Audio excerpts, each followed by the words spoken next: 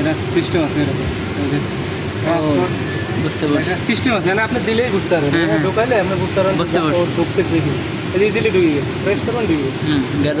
গেল। এখন power on করলাম। ই করেন মুখস্থ কথা বলেন। হ্যাঁ, পাওয়ার অন করছি।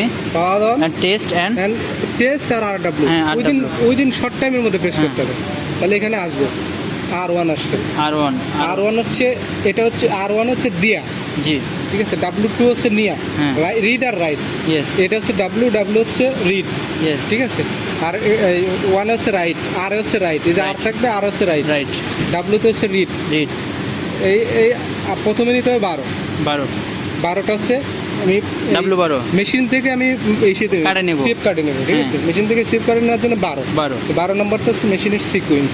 জি হ্যাঁ, 12 নম্বর যা এন্টার দিন চলে গেছে, ওয়েটিং চলে গেছে, 12 চলে গেছে। হ্যাঁ, সেম 11 লাগবে না এটা রাইট করার জন্য, 8 লাগবে না, শুধু লাগবে এখানে 4, 12, 4 আর 2, এই তিনটা। এই 4 নম্বর হচ্ছে মেমোরি রিফ্রেশ। এই যে মেমোরিটা সেট আপ করা আছে, এটা রিফ্রেশ করুন। এটাও নিলাম, 4টা নিলাম।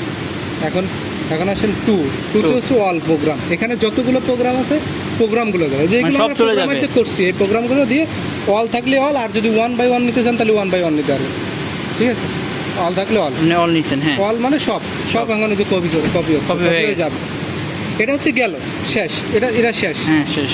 এখন এটা যদি আবার নিতে চান তাহলে আবার মনে করেন ওটা লাগাবো। হ্যাঁ, ওটা ঢোকানোর পরে আমি টেস্ট এন্ড RW, হ্যাঁ ওটা আবার ঢোকাবেন, এরকম টেস্ট RW যাবেন, এমনি আসবে। আসার পরে প্রথমে দেবেন 11টা হচ্ছে আমি এখন সিএফ কার্ড থেকে আমি মেশিনে দেব।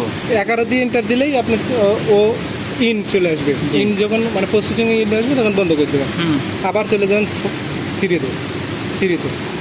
3তে যা আবার দেবেন, ইন আসবে, বন্ধ করে দেবেন। এটা মেমোরি লেখা।